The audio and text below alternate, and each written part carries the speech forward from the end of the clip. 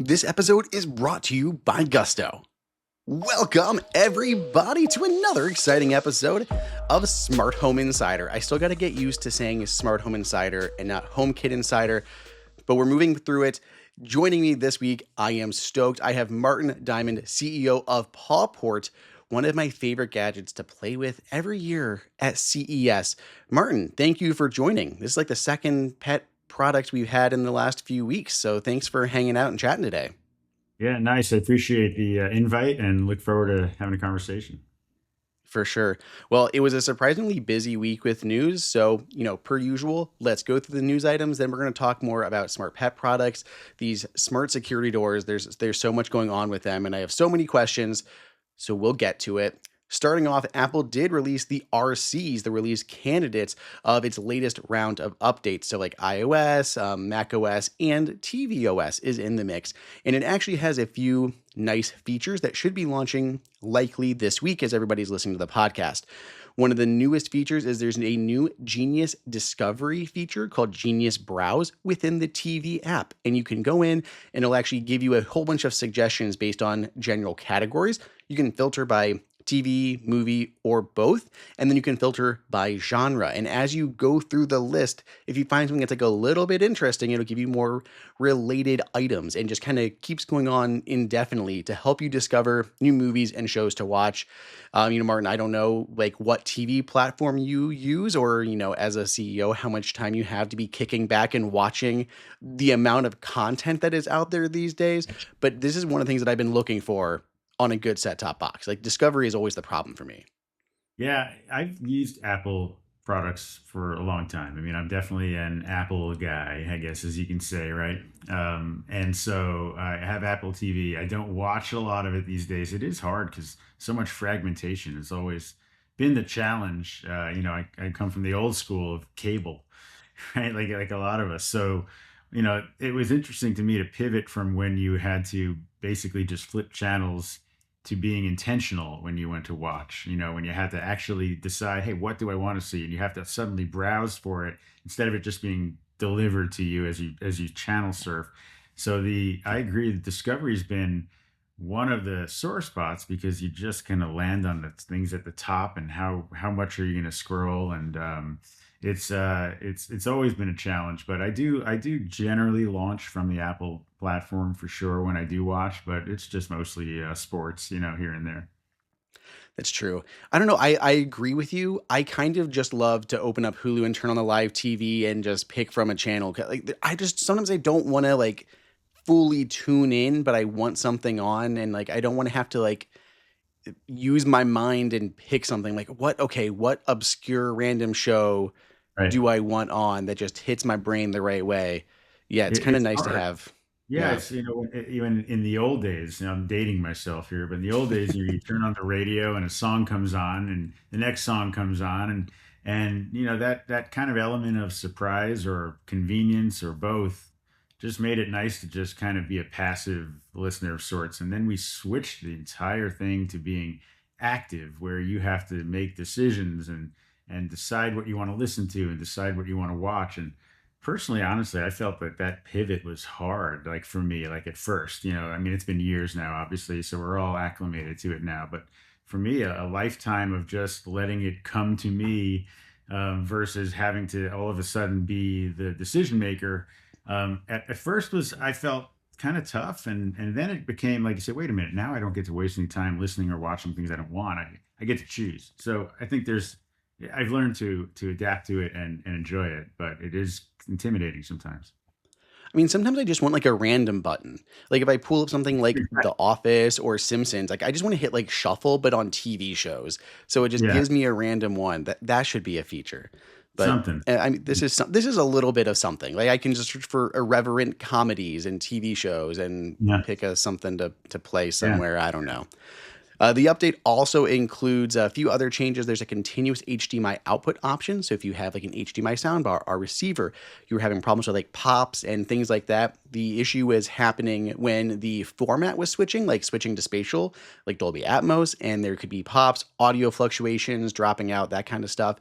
And that has been fixed with this new toggle that Apple is adding into settings. So that is very nice. And then there is a new This isn't new. They're removing the stores. They're removing the iTunes TV shows and the iTunes movie stores. Those are gone. So you're just left with the App Store, and then all of your, purchasing must be done through the store inside of the TV app. I also don't know if this is even new.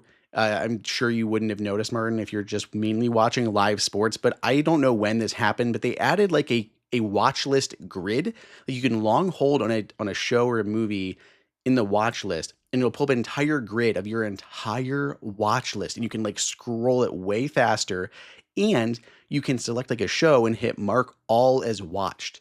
And I've had that as a problem with like sometimes like a new show will start playing afterwards. I'm like, no, I've already watched every episode of Scrubs. Don't put me at the beginning. And then if you mark one episode, it just shows the next one as like to watch next. So now there's like, at least in this grid view, you can mark all episodes as watched. And I don't know if this is coming in 26.4 or if this has already been out there.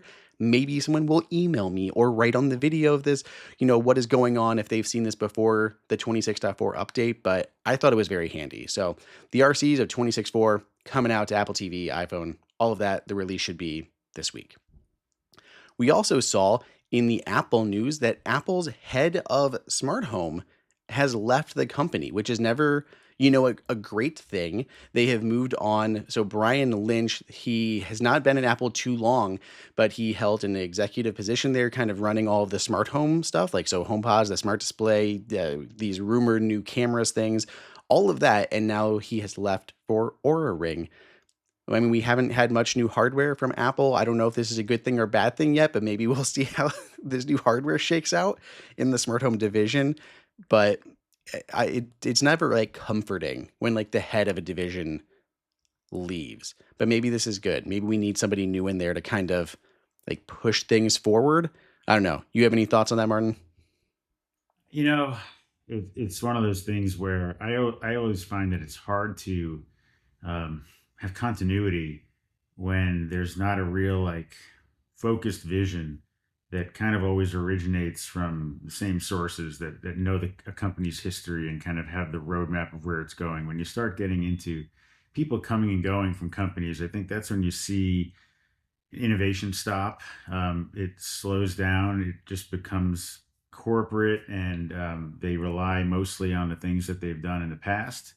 And I feel like that's where you see people just having jobs rather than really having the passion for like the brand that people who started it had. I True. think you see a lot of businesses when they transfer over, they get sold or they get consumed. It's like the glory days of Steve Jobs and all the things, and they're still riding the phone, right? I mean, the phone is the company really, and every year it's just an iteration rather than an innovation for the most part, at least in my opinion. Well, I mean, it doesn't seem like Brian had been there long, so maybe this is good because somebody who is more tenured at Apple will be able to kind of step into that and push these products through the door. At least as an optimist, that's what I'm going to tell Yeah, myself, yeah. waiting for something to launch. I'd like to see them make more stuff. You did mention I was going to ask you. You just said something about the smart display. Is that a thing? Is that actually a thing? Is that I mean, happening? I've had people argue in the comments that it's never going to happen. I think it's going to happen. I think it's happening this fall. We've heard so many nonstop, rumors. We've heard form factor, 7-inch screen, kind of square, It's an touchscreen. iPad. Isn't it an iPad? Yeah, but iPads aren't meant to kind of be like perpetually on. And this is going to it's going to be based off of tvOS, right? So it's going to have profile switching and be able to identify people who are walking up to it, switch their Sure. profiles around and show their personal information. Much more AI stuff built in, but we'll see. Yeah. It's hard to say anything at this point. It's been Yeah, so I feel like delayed. it's a modified iPad with a little bit of a different operating system or just a software, difference. I mean, it's leveraging what they've got, obviously, I think. But we'll see. It's something that I'm not sure how much. I'm not sure whether I would use it or just keep doing things on my phone. I don't know, but it's a nice I option. I'd know. like to see them make more stuff for sure. More peripherals. I think a lot of people want that. Have wanted that. Right? I agree. And I mean, just as someone like you who, operates in the kind of the smart home space, anything that kind of pushes that category further has to be a good thing. Like just in general. Well, we did have a few first This last week, Aqara introduced the G350, a new switch with a little display on it, and the G400 doorbell. All of these were shown off at CES. The Aqara G350 is the most exciting, as it is the first camera to launch with Matter. And Martin, I tried to set this up, and these are the growing pains, right? But Mhm. I have a Samsung SmartThings station, which I think came out like mid 2023 or something like that. So it's not even 3 years old yet. And I'm like, okay, well, this has to, it supports Matter and Thread. This thing, it's been updated. The thing has to support, Matter cameras because Samsung says they support Matter cameras. And yet they support it on like a hub that's back in 2018 or something. And then they have their newer ones. But the SmartThings station, which was quickly discontinued, isn't or did not yet get that update. And I need to get a new hub to be able to even test Matter cameras via SmartThings. So yeah, I would say just growing pains, but this is I don't understand Samsung's strategy of updating like some hubs and not others. I would be roasting Apple on a weekly basis if like they were piecemeal updating HomePods and Apple TVs, their home hubs, and they all had different features available to them.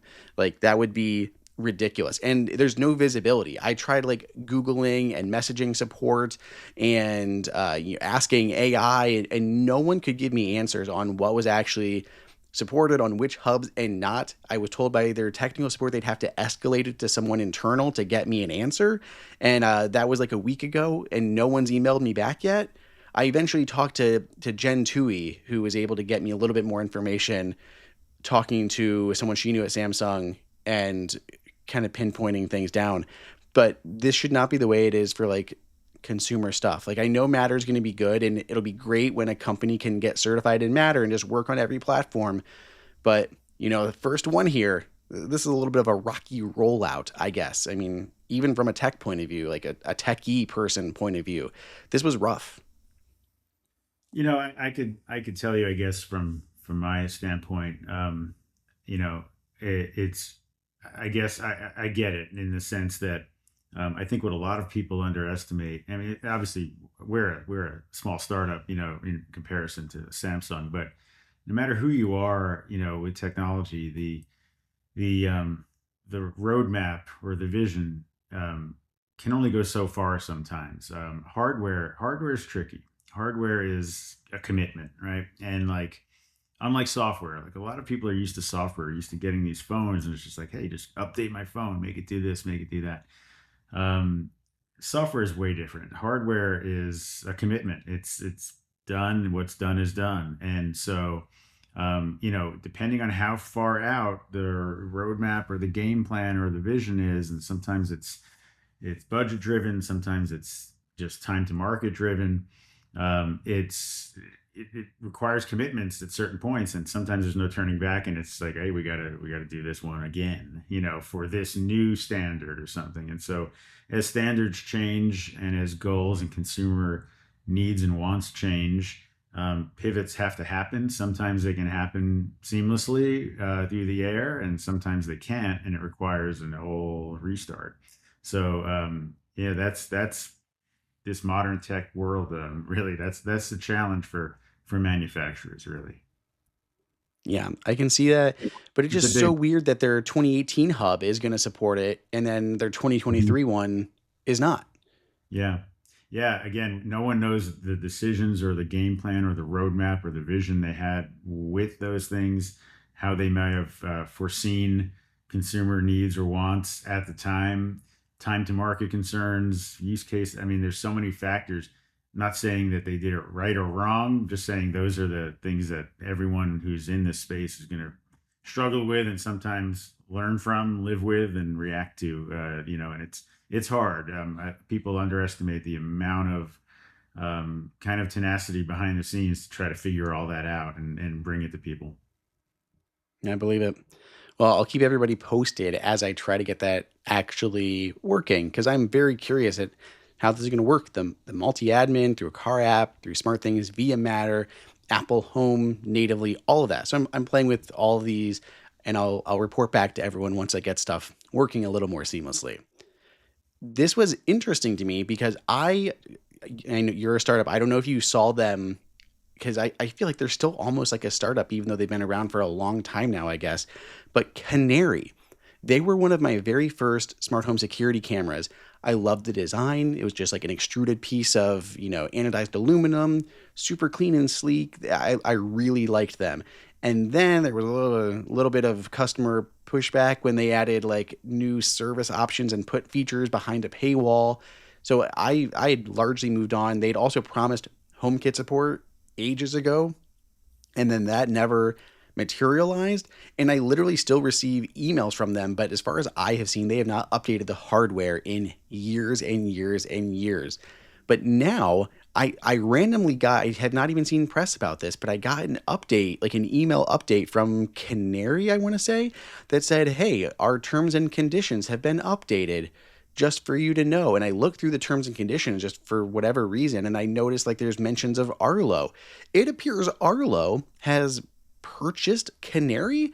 So here is what this says. It says, as part of an agreement between our parent company, Smart Frog, and Canary Holdings, Inc., Delaware, USA, and Arlo Technologies, Canary continues to be operated and managed by Canary and its affiliates, while the Canary products, the actual hardware, and other certain Canary assets were acquired by Arlo this month. Your personal data will continue to be processed by Canary and going forward by Arlo as well. So it seems like maybe the hardware Arlo purchased, as well as maybe like the software subscriptions, but like the monitoring is now, I think, going to be going through Arlo. So some changes here. I don't know anyone who is still using Canary, but maybe this means we're going to get updated Canary hardware, an actual proper Apple Home. Maybe there's going to be a little bit of life in the company, or maybe Arlo is just looking at a kind of a company that's been struggling and hasn't done much in a while. But I don't know. I like Arlo a lot, and I used to like Canary, so maybe this is a good thing, or maybe Canary is just going to kind of fade away and being incorporated into Arlo. We'll see. Did you ever use either of those, Martin? No, camera wise, I've really always had. I was an early Ring, Ring. adopter. I Like, knew it. I was going to say you're going to be a I mean, Ring. I knew it. I was early on. It was like the only one. I was like, yeah, this is Yeah. cool. Let's get this. And Did then you have kind of like the once drop cams, or was it just Ring? it just Ring, yeah. And then once you get one, you're like, well, let me add another one, and then before you know it, you got a bunch of them. And so yeah, that was my thing. It's interesting with the acquisition or whatever that is, like you described. Like normally in something like that, you'd see a company buy, like a subscription revenue model. Like, it's possible they just wanted to acquire the design patents or and be able to incorporate it into their stuff. Because just buying hardware for a company like Arlo is kind of like, they don't need hardware. They don't need Yeah. someone else's hardware, right? So it sounds to me like maybe an IP type transaction, and yeah, but who knows? See. Could be IP. Could be the subscribers, because there are. I mean, there clearly must be some Canary still users out there that are paying that monthly fee. Yeah, yeah. So maybe Arlo is just like, maybe Canary was looking to kind of get out of this, and Arlo was like, yeah, I guess we'll take over your subscribers, give us your IP as well, and we'll Yeah, call it a it's day. hard. The way you read it, you said it was like hardware. They bought the hardware, but Canary will keep servicing it. So yeah, it's hard. It's hard to say. They'll probably never really reveal the details of that, but Yeah, consolidation interesting. inevitable. Yep. Well, as far as a company that I am very excited is adding some new features, Matic, one of the coolest vacuums and mops out there, has officially added Matter. They had no smart home integrations for the longest time, and now they are adding Matter, which is bringing support for both Google Home as well as Apple Home. There is still no support for Amazon. That is coming, but right now, Google and Apple Home are supported.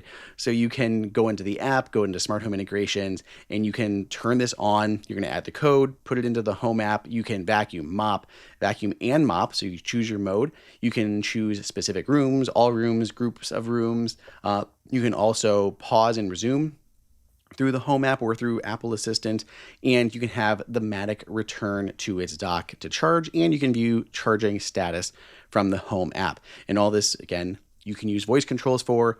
I am so excited for this. One of my favorite things with the vacuums is when everybody leaves, vacuum and mop the home, because then it's like it's just kind of like an automated thing. And Matic is one of just the best out there. The form factor is wild.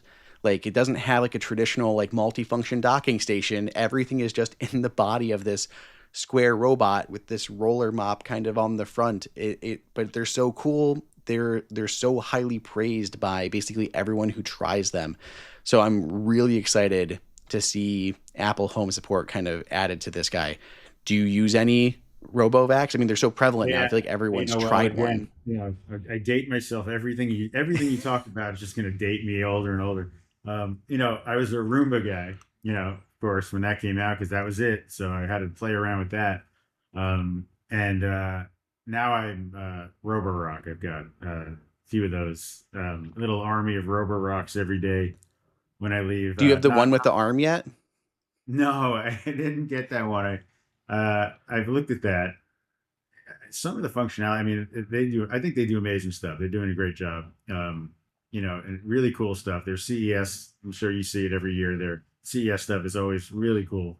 But I think some of the stuff is starting to get like the use case scenario for me anyway. I'm not really needing. So yeah, the basic stuff I have is just the self washing, self emptying, Mm-hmm. and few of those, yeah, I have to say it's been a great thing. I mean, I've enjoyed them for sure. Not familiar with Matic They're though. fantastic. Yeah, gotta look at that. They're huge. And what I love about, I mean, this is another just good thing for Matic. So Roomba, after they, kind of went bankrupt and were sold off to, foreign entities, Matic is really the only one left in the US. Like they're designed and assembled in California, which is Mhm. really cool. And I'm very curious at how, like, what their future looks like, because they always say like, yes, it's a vacuum and a mop, but they keep calling it like a home helper and like the first like useful home robot. Like they really are leaning into the home robot Yeah, messaging versus just that.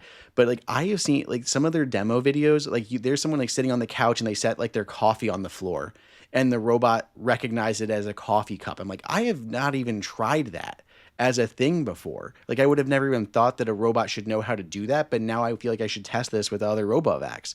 But I love generally the category, and I got to try one of these out now. It's got to happen. yeah. Recognition stuff has obviously gotten better and better. For me, the real game changer was the lidar. When Hmm. the lidar came around, that was the point where those devices for me really became really great, really useful. The randomness, the old randomness or the old stuff Oh with my the gosh. remember those little beacons you'd put like in the hallway if you ever did that, or you'd like, don't go here, like, don't cross this beam, don't cross this, that kind of stuff. I mean, I had those things going, but the new lidar stuff, the mapping and the efficiency of that is a game changer. So, yeah, that was great. The old ones were wild. The fact that that's how, I mean, it was, crazy at the time, like, so how amazing that was. But now looking back, it's just insane. Like, you would gate off the room with those Yeah, little landmine looking things, and then yeah, you would just let it go, and it would randomly do whatever it wanted for like an hour or two until it yeah, probably got the right. whole room. Yeah, right. That You was just play the odds exactly right, and hey, it was better than nothing even back then. But everything's changed. The suction power is way better now. The whole edge, dealing with edging and edges of things, and obviously mopping. So yeah, it's come a long way. That's a fast moving space for sure. And now I've seen stuff. I like it. I've always thought those things should plug into in water sources or potentially connect to plumbing and Have you seen SwitchBot? yeah, I know I've seen a couple of those start doing that. Yeah. I've always felt that thing should be, here's a tip for all them. Here's my idea. Anyway, I'm sure they're thinking of it. But yeah, to me, it always should have been built into a wall or built into some device or hidden somewhere. And basically, you push a button and it crawls out of some whatever cubby it's in, does its thing, goes back in and connects to water, drains, cleans. So you never would have to fill it. You'd never have to empty bags. You'd never have to do anything. It'd just be kind of completely autonomous that way. So I think I mean they're going to get there. It's a true appliance to me. It's not really a gadget. Yeah, and Roborock does have the smaller profile ones that are intended to attach to water lines. They remove the dirty and clean waters. But what I Hmm. liked about SwitchBot's implementation was you can just put a refilling dock like in your bathroom. So you can have the full docking station elsewhere, and then it Hmm. detects when the dock is low, and your robot will go and transfer water in and out for you to the Hmm. docking station. So like Oh that wow. you would have two docks, but they would do Yeah. that. And they also do the same thing for a humidifier. So if you have a humidifier in your house, it detects that it's low, your robot goes to the water, fills up, goes to your humidifier and refills that for you. So like that's Nice. getting really smart how they work together. Yeah. Yeah. Neat. I like it. I do like the idea of building them in. So like I mean, with how building things in with the doors, but I'm trying to build like doing a whole coffee nook into our dining room. So I'm going to add a bunch of custom cabinetry that I'm building. But of course, even before I do that, I have to replace the floors, and the floors go into like 3 rooms. So it ends up being a much bigger project than we originally wanted. But I want to put the vacuum into the cubby. Like I literally want to have like a little spot at the bottom with a small ramp where the vacuums can go in and out.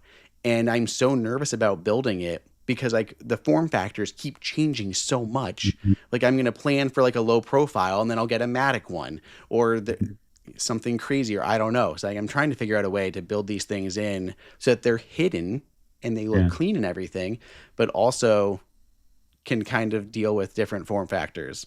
So we'll Yeah, see. true. Yeah, I've seen people doing that a little bit online. Like I said, I've always looked for a spot in my house to do exactly that for years. I've always wanted to just kind of put it in a wall or find a, dead space in a wall somewhere that I could kind of build my own little thing and roll it in there.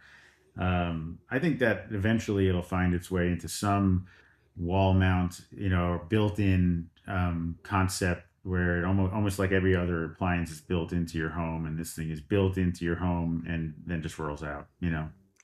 I know. Are we going to get to a point when you buy or build a new house? It's like that's one of your appliances. You got a Samsung fridge, you got a Samsung Absolutely. stove, and then you're going to But have a vacuum that's right in there. I think it's eventually console based and built in, and yeah, just kind of like any other appliance, just part of the package. That way, it's got its own dedicated power that it rolls in. It's all connected, plumbed in, everything like that, and just cleans your house for sure. I could see it. Yeah, right in the kitchen or something next to the dishwasher where you got your plumbing all ready to Laundry room, go. yeah, And laundry room, mud room, yeah, closet, perfect. anything. Yeah. Yeah, I can see it. Okay, one last thing. So this is a little bit of feedback from Anthony, who listened to the last episode, and we were talking about seasonal smart home devices, like things like heaters or Christmas lights or whatever it happens to be. And he had some feedback on how he deals with this specific situation on the off seasons, so we don't have like scenes failing and stuff like that. So Anthony says, I was just listening to your show with Jen and about seasonal devices. I want to share what I do in case it helps you in any way. I create a virtual switch imported from Habitat that I assign to each of my seasonal devices that are included in scenes. It creates some additional rulemaking, but then when the Christmas lights come down, that scene doesn't fail for the rest of the year. Love the show. So that is a very good way of doing it, but definitely gets complicated. I love that there are ways of doing this and that people can get creative in solving these problems. I just wish we didn't have to solve these problems and that we didn't have to use rules and apps and third-party services to make them happen. For anyone who is, complaining about it like me or Jen, try Anthony's thing. Let me know how it works for you guys. Anyone who runs a small business knows the headache and the time that goes into paperwork, forms, logistics that are just kind of repetitive tasks that you always have to do. They are boring. They are admin work. It's not what you want to do. You started or you got into your business to do something exciting that you like to do and to be successful. And you don't want to spend all the time doing the boring admin work. Fortunately, Gusto can save you so much of that. Gusto is online payroll and benefit software built for small businesses. It's all in one, remote friendly, and incredibly easy to use. So you can pay, hire, onboard, and support your team from anywhere. It seems like it's basically built for the modern day. You can have your team all spread out like so many do, and it can handle so much of your tasks, so many of your tasks, like automatic payroll, tax filing, direct deposits, health benefits, all of that. One of my favorite things. So, one of the previous small businesses that I worked at, we had a company similar to Gusto that just wasn't as good. And one of the things that we ran into was every time we submitted like hours or something like that that needed to get sent in for payroll, if somebody was late and then they submitted payroll without somebody's like information in there, then they had to either like wait until the next time to actually pay them, or they had to pay an additional fee for an additional payroll run. No, none of that. None of that with Gusto. It's unlimited payroll runs for one monthly price, no hidden fees, no surprises. It's just really that easy. There's automated tools built right in, offer letters, onboarding materials, direct deposit stuff, like just all the things that you don't want to do. Plus, you have access to certified HR experts to help you through any kind of tough HR situations. Check it out. It is the number one payroll software according to G2 for fall of 2025 and trusted by over 400,000 small businesses. Try Gusto today at gusto.com/homekit and get 3 free months when you run your first payroll. That's 3 months of free payroll at gusto.com/homekit. One more time, gusto.com/homekit. I'm also going to talk to you about Shopify. What's not to love about Shopify? I continue to see this popping up in the real world and it just blows my mind. Like, from me on the tech side of things, I see Shopify as that platform that businesses of any size can use to run their business. To start their business, you've got an idea, get your website going in an afternoon, start selling. You don't have to know anything about, web coding. You don't have to know anything about, shipping and logistics and all that stuff. No, because Shopify's gotcha. It takes care of all of that for you. It's fantastic. But then on the other side of things, I start seeing it in people's lives, like the shop app, and I see my friends getting shop notifications for things on sale. My wife, without me going into Shopify, was like, "Oh yeah, I got all these rewards through the shop app," and she's buying, crazy cool clothes from Aviator Nation at like these huge discounts. I'm like, how are you getting Aviator Nation stuff and with Ohio State branding for so cheap? And it's literally, oh, I got all these points through the shop app because she's shopping through it. It's incredible. Like, it's amazing how it can do that. And then I love how she's using it and I'm using it to find new brands to buy through. Most recently, I bought a new cleaning cloth from Copland, which is Snazzy Labs, Quentin Nelson. His whole business that he set up, that's like a version of Apple's but bigger.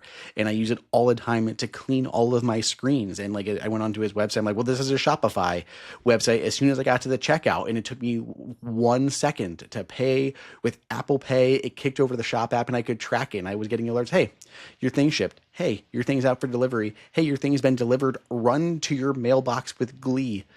I do it. There's a reason so many people trust it. Like, Snazzy Labs does for his stuff. All these tech brands like Moment, Nomad, 12 South, they all use it for their websites because it is amazing. So try it. It is time to turn those what ifs into with Shopify today. Sign up for your $1 per month trial today at shopify.com/homekit, all lowercase. Go to shopify.com/homekit. That's shopify.com/homekit. Okay, let's get into what I'm excited to talk about. Martin, we're going to talk about Pawport. Give us the high level view here. How did you get to where you are, and give us kind of the elevator pitch for Pawport in general. So yeah, so Pawport is the as we say, the smart, secure pet door. It's really designed to fix a problem, like a lot of things that you see on the market. I mean, it was designed and conceived to fix a problem I personally had. And it started with I had moved into a home. I live in Scottsdale. I don't know if you've been out here, if anyone's been here, but depending on where you live in Phoenix or Scottsdale, you could be in the middle of the desert, and I kind of am, which means we get coyotes, bobcats, javelinas, rattlesnakes. I mean, this stuff lives here. It's on your property every day, and so it's the whole goal is keeping them out of your property. So the snakes we could do a pretty good job with, but the bobcats and coyotes can jump really high walls. People are surprised by that. So we moved into a house that had two dog doors. I've always loved dogs, been a pet owner, and so when I moved in, I realized, yeah, I can't use these. Like I felt, I had three young kids at the time. I thought it was just not really workable for me to let just a vinyl flap separate our home from whatever's prowling around at night. And so, not to mention, I just found them kind of unsightly to look at. It's just the vinyl corrodes in the sun a little bit, and with age, and gets all kind of warped and weird, and the plastic starts yellowing, and it's just not something you want in your home. So I basically barricaded and blocked these two pet doors, and I had dogs live their whole lives in this home, never even knowing we had pet doors. And so, you know, I had a background in technology, more on the software side. I owned what people call it, would call a dev shop. Basically, we built application systems, mobile app integrations, whatever, front end, back end, all kinds of stuff for companies around the world. I did that for 20 years. So had a pretty big team, and then just was just thinking, hey, how do we maybe tackle this problem with the dog thing? So it started with that, and then thought, hey, we could maybe reinvent this, make it actually like secure. What should this product be? Here's a product of all the gadgets coming out and all the things in our homes. Here's something that's just a piece of plastic and vinyl sitting in our house. Like that's got to change. And so that was kind of the genesis of Pawport, which really brought dog doors. It brings dog doors into what people expect in the modern tech age, from a functionality standpoint, and from a pure home standpoint, the security of like a front door, like the same kind of security you'd expect from your entryway, brought to your pet door.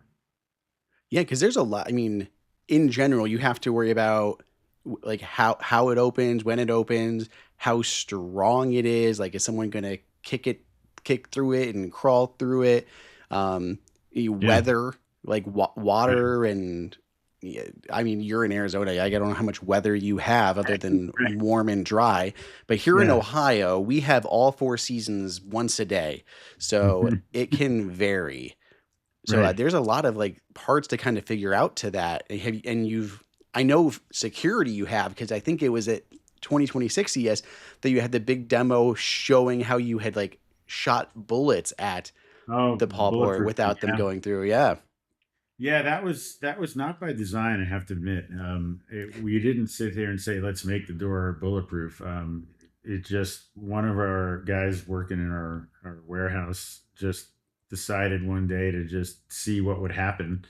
And so, without really mentioning it too much, he took it out and to the desert. I guess he and his friends went out there and came back with the door with the bullets that didn't go through. And I said, "Wow, is this thing possibly bulletproof?" So um, the answer to that is it depends. We're not stopping high power ammunition. We're not trying to. We don't really claim to. It's not really the purpose of the product. It was No just one's kind of gonna get through it like that, but it's no, it was an strong. accidental thing just to illustrate to people. It became kind of a marketing thing, really, just to show people that this is not built out of the kinds of materials they might expect. Like, it's really built to take a beating. I don't know if you stopped by at CES. We had our sledgehammer thing. Did you see that, or did you get to Hmm. pull the sledgehammer? Yeah. I So that's really didn't. kind of the main thing.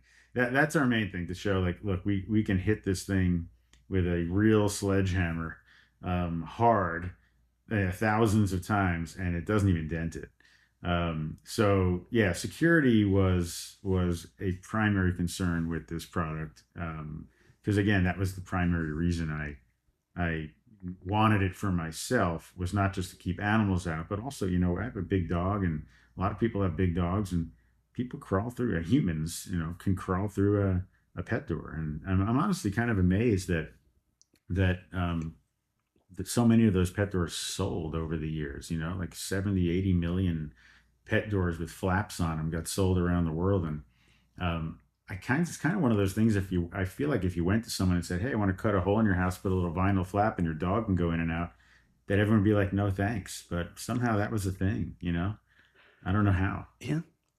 Well, that's one of my questions is here in Ohio at least, I rarely see pet doors at all. Maybe Mm. it is because the old school ones of a piece of vinyl don't work when you have weather. Is it more of an older school thing, not to date you, but is it an older school thing that more houses used to have them built in, or is it like more Yeah, regionally located places with better weather are more likely to have pet doors? yeah, I suppose it's possible that it's that. I think that we've certainly done a ton of research on it. There's pet doors all over the world in all climates and all markets, and there's a huge amount every year. So it's not a definitely not an old school thing.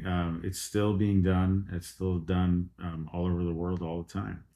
The But I think I agree. You tend to see more people in harsh climates via sheer go away from that because you do have, I mean, thermal leaks and air coming through, and so you do have some concerns about rain, snow, wind, losing heat in the winter.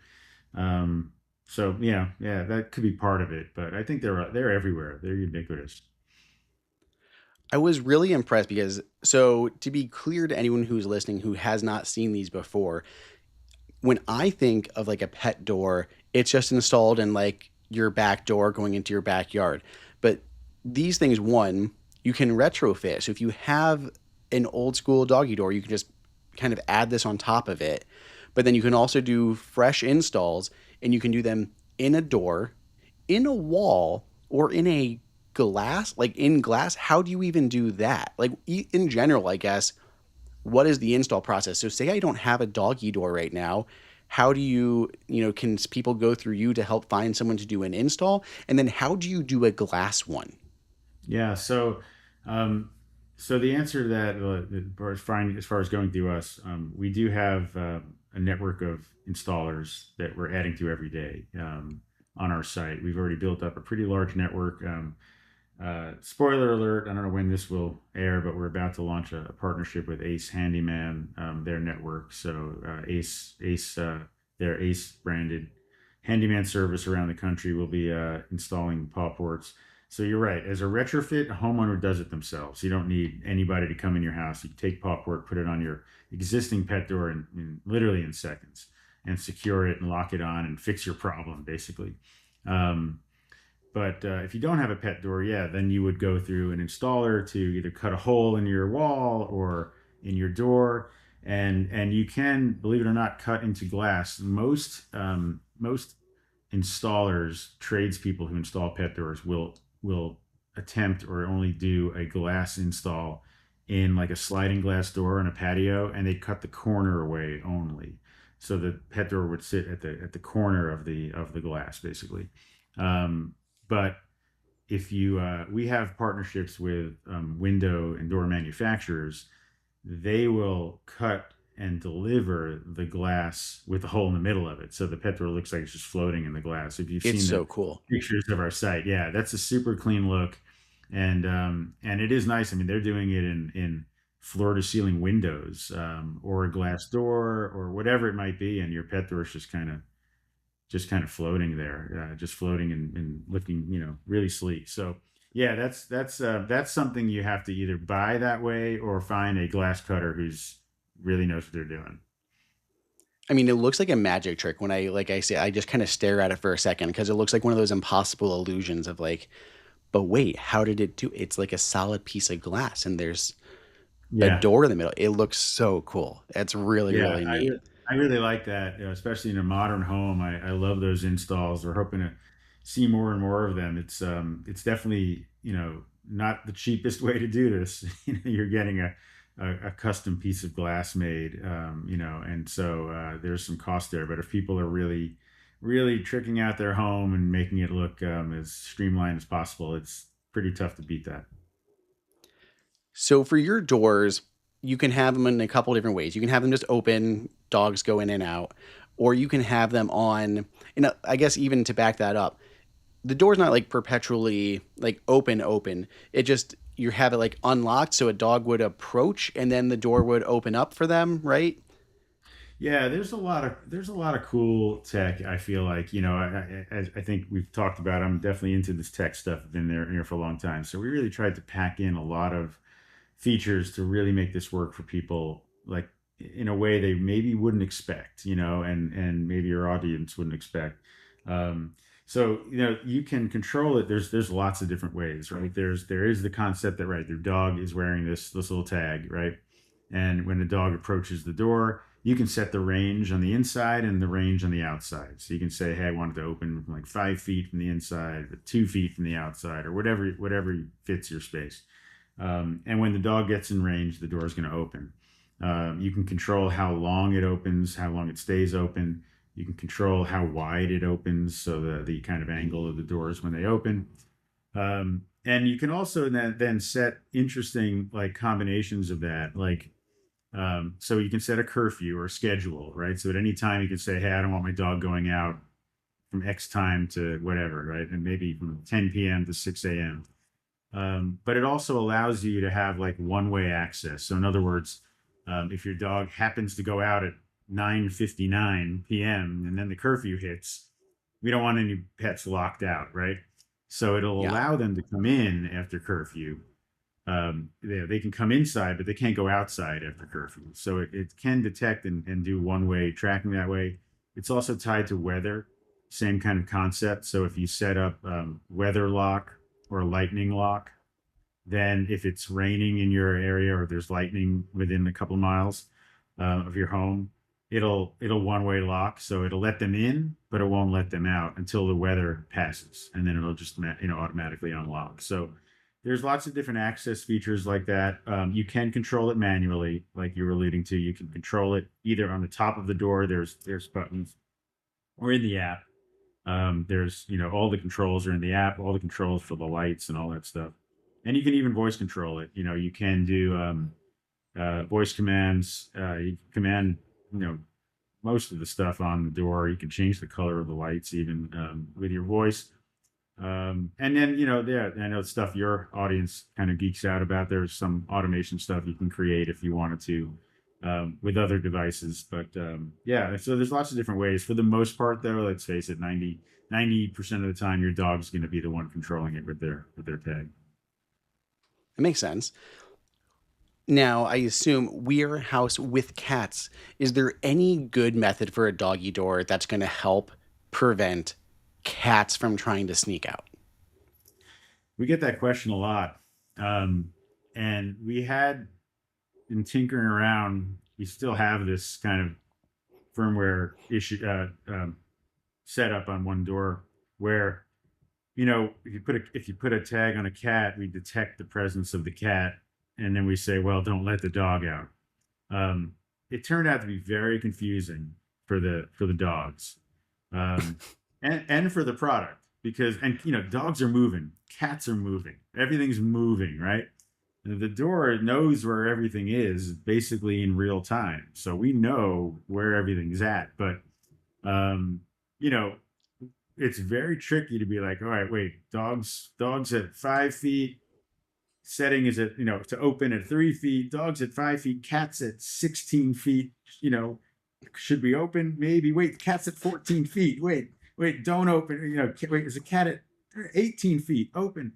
And it became a scenario where, like, if a cat's in the room and moving around at all, and a dog's moving around, it's like it's gonna open, not open, and you can't really prevent it. The only way to really prevent it would be to say if the cat is detected really within any range at all, about 30 feet or so, then you could do stuff like that. But if the cat isn't 30 feet within 30 feet, chances are he's not going out when the door opens anyway. So I didn't feel like we really could accomplish much with that. There are some things we're looking at doing for some next gen stuff that we're working on, and yeah, maybe that will solve it. It might. I think there's always going to be limitations to that. Yeah, I'm not sure we'll ever solve that one completely. We'll see. We're going to keep working on it. I didn't even think about putting another tag on the cat like that. I mean, that's at Mhm. least getting closer to maybe an actual solution there. They're You going to talked move about quick the though. voice. They can. They're so fast. I Yeah, mean, you I know. get confused sometimes because our black dog and we have two black cats, but the one will literally nest underneath of the larger dog. So when you open the door and you think you're just letting the dog out, and you're like, wait a minute, you're a Yeah. cat hiding, and they get tricky. Yeah, it would be very tough for to allow the dog enough time to get out. And you got to realize that there's some dogs are gonna go running right out as soon as the door opens, and some dogs are older dogs or the slower dogs, or they're gonna walk casually, take their time. So the door is gonna be open, and depending on the cat, if the cat wants to get out, it's gonna get out. So I don't know. We're focused on I think really making the product and the experience work really well for the mainstream use cases. And if we can ever get there with something like that, sure. I'm always trying to figure out ways to add stuff that people don't expect that the door can do. It's fun to do. We've accomplished a lot of things I think are really cool with that. But yeah, that one I don't know. I'm not sure yet. We'll see.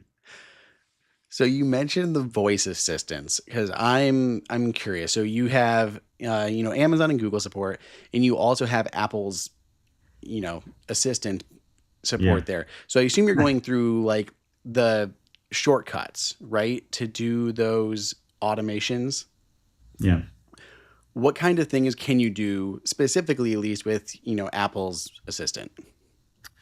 Yeah, so let's actually just back up for 1 second on that and just say, hey, if anyone listening, send a message to Apple and tell them that we want a pet door category in their smart home category space because Apple will not allow this product is a both a door and a lock. Basically, it functions as a door and a lock, and they don't have a category that supports true HomeKit integration with that.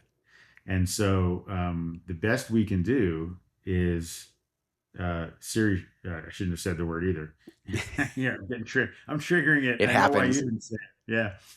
The best we can do is shortcut commands. So it's basically we tried to keep that straightforward for people. On in Apple, it's basically lock the door, unlock the door, meaning manually lock it. Like you might have a scenario where you see your landscaper coming in the backyard and you're in your kitchen and your dog's like, hey, and you want to say, well, wait, I don't want him to go out, right now. And so you might just voice command, hey, who, um, lock Pawport, right? And actually with Apple, here's the other thing that's interesting that we found is Apple doesn't let you say Pawport. You have to say pet door for it to like work. It doesn't grab our nickname. Whereas Alexa and Google do. So with Apple, it's lock or unlock, meaning your pet just can't use it while it's in lock mode while you've manually locked it. It's open or close. So if the door, some people do leave their door open. They want their dogs to come and go. Sometimes they have a guest pet over and they want them to come and go.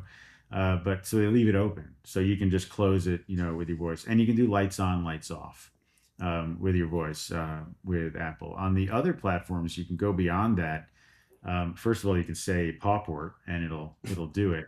And the other thing that's neat about it is you can do full integration with other devices. You can create shortcuts and have things trigger it. You can have the porch lights go on if the door opens at night. That kind of thing. But what's also interesting is that beyond lights on or lights off, like we can do on Apple, we actually can speak any color. You can almost invent or make up a word and just basically pull out your old Crayola crayon box and say, hey, Alexa, change the Pawport lights to, burnt sienna. And it'll like approximate like an amber color, like of the lights on the door, and I don't even know how, to be quite honest with you. Like there's some library, that we have got access to. And so you can literally voice command all these weird colors and it tries to approximate like whatever that seems to mean in the world of color, which I think is pretty cool.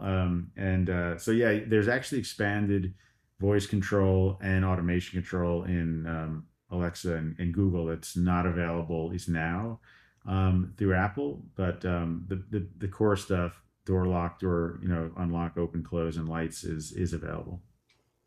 So what about through Matter? Is there any more progress? 'Cause I know I've spoken to someone, and I can't remember if it's someone on the actual Pawport team or someone through PR, but I've Mhm. asked the question, over the last couple of years probably, and I've been told that yes, Matter is likely coming, is coming. What's the update there? Is there any better, implementation with pet stuff and with Matter in the CSA?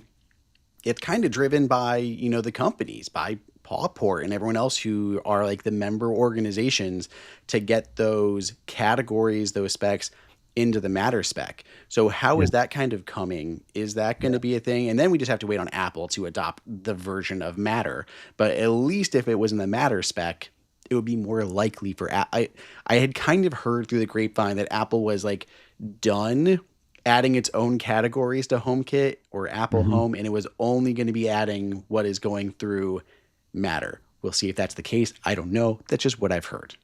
yeah, yeah. So interconnectivity is definitely important to me. As someone who has, like we've talked about through this conversation, a bunch of different devices and from different manufacturers doing different things.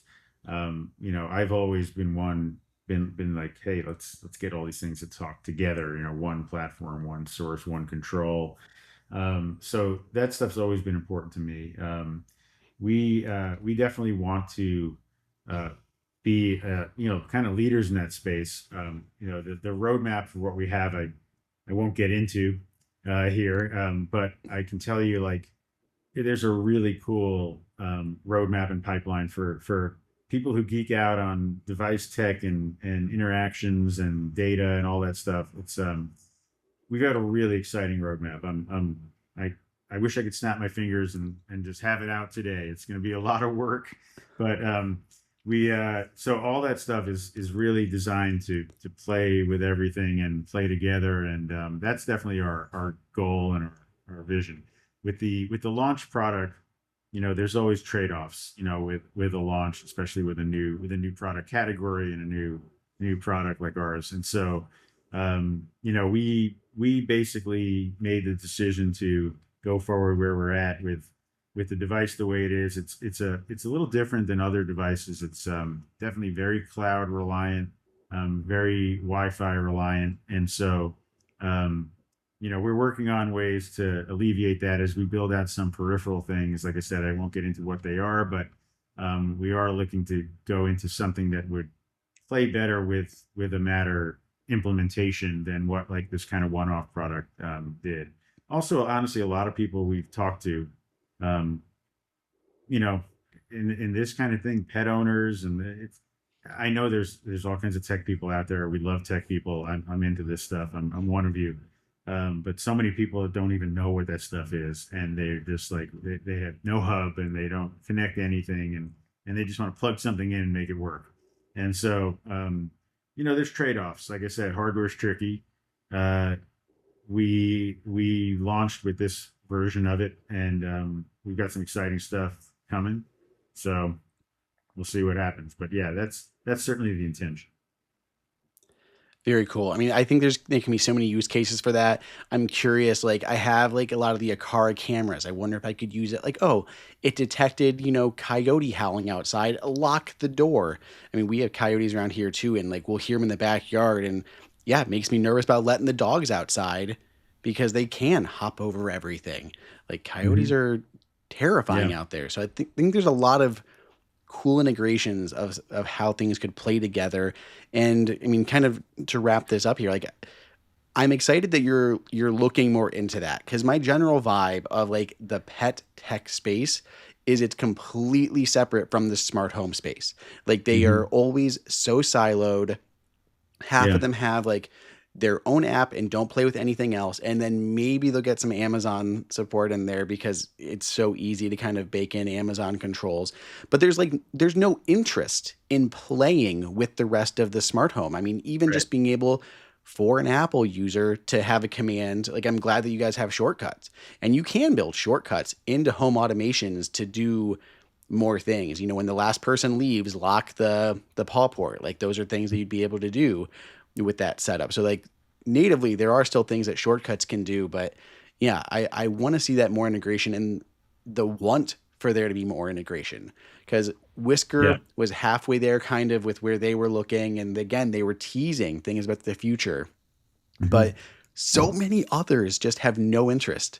They're like, no, we're going to do our thing and only that, and not play with the rest of the smart home. And I'm like, I want my cat feeder and my dog feeder and my dog door to all be in the home app for my main controls and to tie everything together. So I'm glad that that is on the radar, or at least within your peripherals of where you want to be No kind of doubt. heading to Yeah, some like I degree. said, I think I can't have that conversation on air, but the stuff we're doing, that we're setting up, for devices that work within our ecosystem and things like that, I think you and your audience would really be into. I'm really excited about it, and I think, it will do exactly what you're talking about. Like, we want to have a level of control, data, information, interactivity, like, that people haven't seen. My goal is, forget about the pet space. I want to do stuff that people haven't seen in any space, and so, that's kind of what we're pushing towards. So yeah, this year was all about us. It's all about us kind of getting, spread out into market, getting international, getting distribution set up, getting into retail. We have a lot of things to do this year. So we've got a lot on our plate just to kind of get some scale, production scale going with Pawport, and get to where we need to be with our core product that I think really is a game changer for everybody. And then, as we're doing that, as that business stuff kind of happens behind the scenes, my focus is this: what's next, what we're going to be doing that builds on top of this, and creates that platform, not only within other products in the home, but ecosystem stuff within Pawport, um, all of which I can tell you, like, you haven't seen before. It's stuff that doesn't exist. So that's my focus, and that's where I hope we can see you at CES 2027 and have some of that to show you. Awesome. It sounds like you're already setting up your next visit on the podcast. We'll have to have you back when you can Right. talk more freely. Yeah, Well, for sure. thank you, Martin, for joining. I will put a link to Pawport for anyone who is curious. In the meantime, looking for a pet door, put a link in the show notes, as well as everything else we talked about on this episode. If you guys have any questions, you can throw it up on the YouTube side, youtube.com/HomeKitInsider. You can email me at andrew@appleinsider.com. You can also find me on all the socials. Twitter. I'm pretty sure I'm on Threads. I'm not quite sure. You guys can find me. You know how to do it. Martin, anything you want to leave us with? No, I just really appreciate the time. It's fun having the conversation with you. Really enjoyed it. Absolutely. Everybody, please leave the podcast a 5, 10, 100 star rating on your podcast player of choice. And I will see you all in the next episode.